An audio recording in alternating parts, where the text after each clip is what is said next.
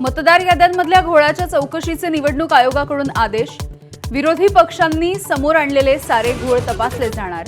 चौकशी करून अहवाल सादर करा, जिल्हाधिकाऱ्यांना सूचना। ठाणे महापालिकेमध्ये ठाकरे आणि मनसे एकत्र लढणार, संजय राऊत यांची प्रथमच घोषणा। भाजपच्या अब की बार 70 पारला देखील जोरदार प्रत्युत्तर।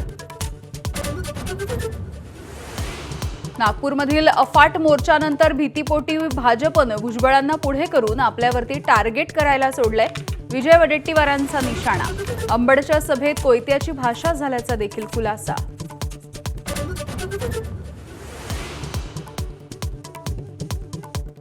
विखेंनी विखार पसरवला, आम्ही त्यांना सोडणार नाही। ओबीसी मेळाव्यातून भुजबळांचा थेट सरकारला घरचा आहेर।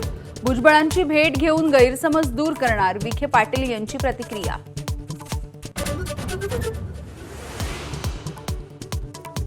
बुलडाण्यामध्ये भाजप आणि शिवसेनेमधला वाद चव्हाट्यावर। कोणत्या कामाचं कमिशन म्हणून 1.5 कोटींची डिफेंडर।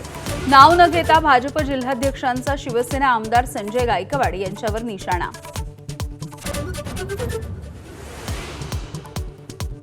पुण्यामधल्या मॉडर्न कॉलेजमुळे नोकरी गेली, कॉलेजनं प्रमाणपत्र दिलं नसल्याचा प्रेम बिराडेचा आरोप, तर कॉलेजनं आरोप फेटाळले।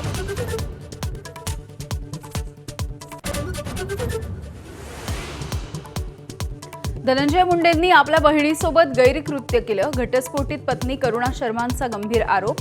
दबावापोटी आईनं देखील आत्महत्या केल्याचा दावा।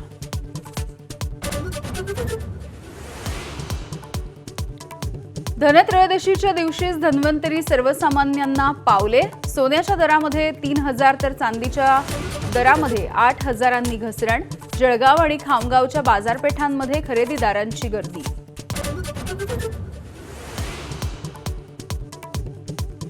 दिवाळीमध्ये रात्री 10 तर लक्ष्मीपूजनाला रात्री 12 वाजेपर्यंत फटाके फोडण्यासाठी परवानगी।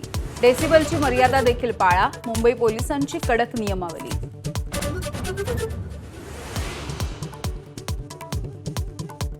केंद्रीय मंत्री नितीन गडकरींकडून नातवंडांसोबत फटाक्यांची खरेदी। नागपूरमधल्या बाजारपेठेत नातवांना घेऊन दिले फटाके। दरवर्षीप्रमाणे यंदाही नातवांसोबतचा स्नेह कॅमेऱ्यात कैद। अफगाणिस्तान क्रिकेट बोर्डाकडून तिरंगी मालिका रद्द। मालिकेत पाकिस्तान असल्यामुळे खेळण्यासाठी नकार। क्रिकेटपटू राशिद खानकडून स्वागत, तर खासदार प्रियंका चतुर्वेदी यांच्याकडून सरकारवर निशाणा।